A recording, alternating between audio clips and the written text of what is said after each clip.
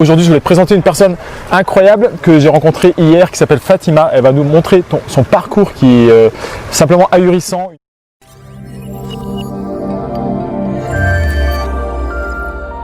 Salut Fatima. Salut. Vraiment, je suis hyper content de t'interviewer sur cette chaîne. Tu vas te présenter et raconter un petit peu ce que tu fais.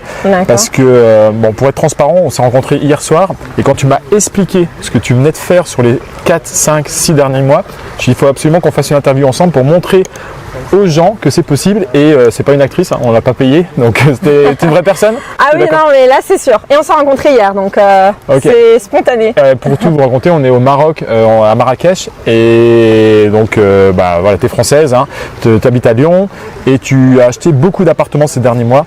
Donc je te laisse te présenter et puis te raconter un peu ce que tu as fait. Bon bah écoutez, moi je m'appelle Fatima, j'ai aujourd'hui 32 ans, donc je suis salariée, salariée d'un groupe privé en assurance et j'ai découvert l'immobilier uniquement par un seul livre qui m'a donné le déclic et j'ai décidé d'investir et de passer à l'action tout de suite. Donc t'as pas perdu de temps. Non. Tu as eu une révélation et tu t'es dit voilà, l'immobilier c'est possible, parce qu'en fait tu pensais, ce que tu m'expliquais hier, que tu pensais que c'était un peu fait pour les autres et c'est peut-être aussi le cas, votre cas si vous regardez la vidéo, vous dites vous n'êtes peut-être pas encore passé à l'action et qu'on n'a pas encore fait le chemin, vous dites c'est impossible et là le fait, tu as eu un déclic en fait. Alors moi j'ai commencé par acheter assez jeune, à 22 ans j'ai acheté ma résidence principale. Oui.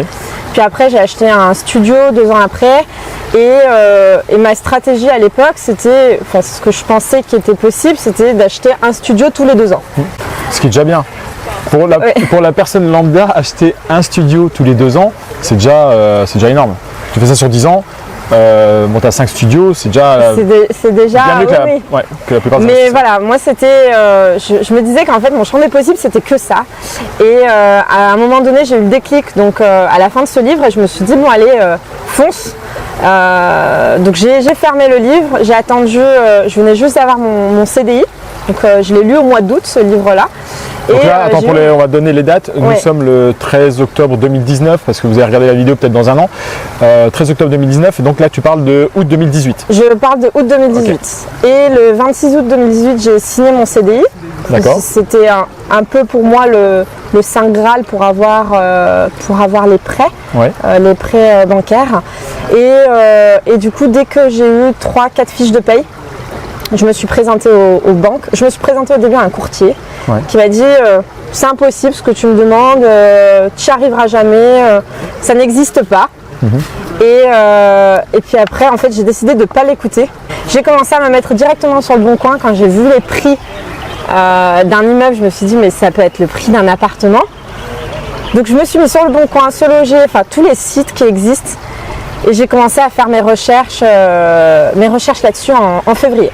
Ok, donc en février, là on est en février 2019, tu commences à faire tes recherches et tu dis je vais acheter de l'immeuble. Tu t'es pas posé la question, c'est souvent le cas et c'est souvent les questions qu'on reçoit.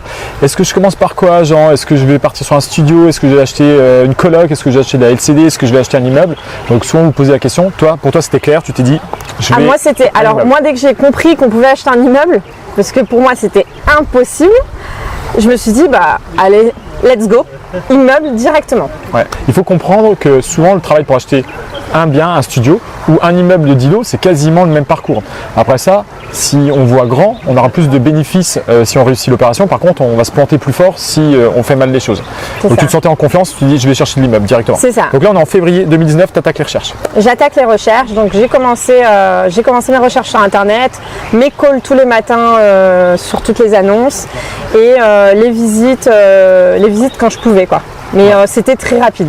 Donc tu signes ton premier immeuble, premier compromis à quelle date grosso modo? J'ai tout signé pratiquement le même jour, voire sur 2 jours, en mars. D'accord, donc tu commences les recherches en février 2019 et tu signes 4 immeubles, 4 compromis en mars. Oui. J'ai commencé en fait mes visites. Concrètement, j'ai commencé mes recherches. Je vais vous dire, c'était la Saint-Valentin. Voilà. je m'en rappelle. Ok, donc c'est même mi-février. C'était mi-février, c'était la Saint-Valentin. Tu commences tes recherches et un mois après, tu as trouvé 4 immeubles avec, on précise, parce que j'ai posé quand même quelques questions avant pour savoir qu'elle n'avait pas fait n'importe quoi, tu as acheté avec une bonne rentabilité. Alors le minimum que je me suis fixé, c'était 10. C'était le minimum. Donc du coup, après, c'était 10, 10,5, 11, 11,5. Ok, parfait. Donc tu as signé, en un mois, tu as arrivé à trouver 4 immeubles à plus de 10% de rentabilité. Vous voyez, donc comme quoi c'est possible. Il y a des gens, des fois, qui viennent vers moi, qui me disent je voudrais acheter un immeuble pour dans 2 ans, j'espère que je vais avoir le temps et tout. Toi tu l'as fait 4 en un mois, trouver les compromis. Et après ça, pour les trouver l'acte final, ça a été assez vite aussi, je crois. L'acte final, en fait, tout s'est signé du coup début mars. Ouais. Donc j'ai fait toutes les signatures début mars et après j'ai commencé du coup le premier immeuble, l'acte authentique, c'était le 29 mai. Ok, premier immeuble 29 mai. Voilà. Ensuite, j'ai eu début juin, okay. Et ensuite fin juin, et ensuite début juillet. Voilà, donc là vraiment, vous voyez comme quoi c'est vraiment inspirant. Elle a enchaîné mai, juin et tout début juillet, elle a signé 4 actes authentiques. Et elle a commencé les recherches en février et en mars, elle avait signé les compromis. Donc elle a trouvé des financements, elle a trouvé des immeubles. Vraiment, elle est vraiment passée à l'action. Et là, tu es en train d'en acheter un 5e. Un 5e, ouais. Donc on est en octobre 2019 et tu achètes ton 5e bien et tu as commencé les recherches en février. Donc tu vas voir, acheter combien, on va inclure ton 5e là parce que c'est bien parti. Ouais. Ça va faire combien d'appartements en tout? Ça va faire une trentaine d'appartements. Une trentaine d'appartements et on est en 8 mois en fait. 30 appartements en 8 mois. Ouais. Voilà. Résultat assez incroyable. Qu'est-ce qui t'a poussé à... C'est quoi ton pourquoi? Tu as un pourquoi pour passer à l'action aussi fort? Le pourquoi... Parce que tu travailles encore, on peut le dire. Je travaille encore. Mon pourquoi, c'est la liberté. Ouais. Tout simplement, je pense que ça, c'est mon why. C'est vraiment, c'est la liberté. Donc tu avais vraiment soif de liberté? Complètement. Mais c'est simple, je rentrais d'un tour du monde où j'étais libre pendant 1 an. Ouais. Et du coup, je suis revenue tout de suite au salariat. Et là, je me suis dit... T'as pris une claque? J'ai pris une claque, je me suis dit... Faut que je reparte. Et en fait, la vraie vie, c'était l'année d'avant, quoi. Ouais. Et je me suis dit, là, il faut que j'ai encore cette sensation toute ma vie. On se rejoint exactement, parce que moi, quand j'étais jeune, je voyageais 6 mois de l'année. Et quand je suis arrêté mes voyages et que j'ai commencé de salarié en France, et ben, j'étais un peu bloqué comme ça. Et quand je voyais qu'il n'y avait que 5 semaines par an pour pouvoir partir, je me dis, putain, il va falloir trouver une autre solution. C'est pour ça que j'ai commencé l'immobilier. Et notamment pour voyager. Là, on se retrouve, tu vois, à Marrakech, il fait beau. Alors qu'en France, je ne sais pas quel temps il fait, mais voilà, au-dessus de Lyon, il doit certainement pleuvoir. C'est sûr. Et ça te permet vraiment, le fait d'avoir des revenus passifs, de pouvoir voyager. Alors là, tu es en train de les mettre en place, bien sûr, parce que tu viens de les signer. Oui. C'était des biens déjà loués. Ah oui, parce que c'est une information très importante. C'est des biens loués que tu as déjà achetés. Oui, alors la stratégie, c'était de partir sur des immeubles de rapport avec des revenus locatifs immédiats. Comme ça, je n'étais pas dans l'approximatif, je n'allais pas attendre les valeurs locatives que peuvent nous donner les agents immo. Et je voulais savoir concrètement qu'est-ce que ça pouvait me rapporter. Et puis aujourd'hui, donc toutes les personnes, tous les locataires qui partent des appartements, je les transforme. Tu vas optimiser? Je veux optimiser au maximum, donc sur de la colocation. Mais tu es déjà à 10% loué. À l'année, tu es déjà à 10%. C'est ça. Et ça, c'est hyper intéressant parce qu'on discute avec des agents immobiliers ou alors vous allez entendre des personnes dans votre entourage qui vont vous dire écoutez, 10% de rentabilité, ça n'existe pas dans l'immobilier. Monsieur, ça fait 20 ans que je fais de l'immobilier, ça n'existe pas.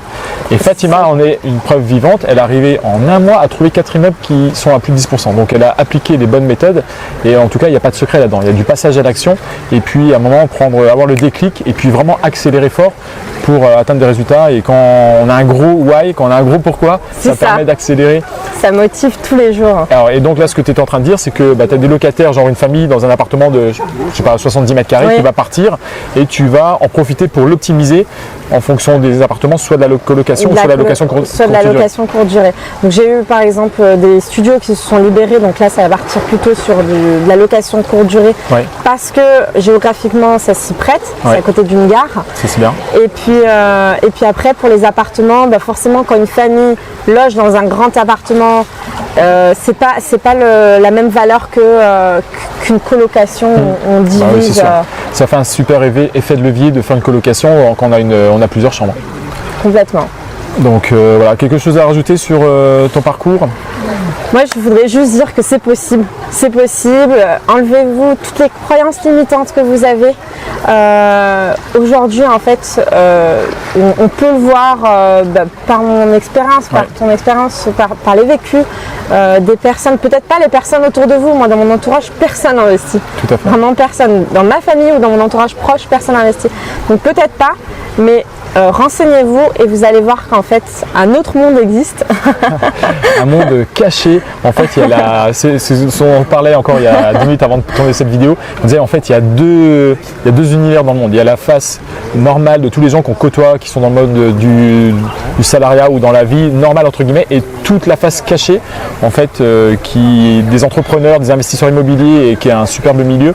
Mais il faut s'entourer de personnes comme ça aussi pour pouvoir deviner que ça existe et y croire. C'est ça. Ouais. Il faut y croire et croyez en vous. Moi, j'ai eu, comme je vous ai dit, j'ai commencé tout de suite avec un courtier qui m'a dit que c'était pas possible. Tu te serais démotivé, tu t'aurais dit bon bah c'est pas possible. C'est pas possible. J'arrête quoi. Je cherche du 6% et je suis content et j'en ferai un et dans 5 ans j'en ferai un autre. C'est ça. Ce que font la plupart des personnes. Donc il faut juste foncer. Aujourd'hui, je vais pas dire, quand vous avez les bonnes bases, vous avez un objectif. Par exemple, mon objectif c'était des immeubles de rapport à 10% au minimum. Bah allez-y, foncez. Et puis de toute façon, quand vous signez un compromis, il y a des clauses suspensives, il y a des choses qui font que... Il y a toujours moyen de sortir. Si il y a moyen d'en sortir. Il y a moyen d'en sortir. De sortir propre. Donc allez-y, juste foncez.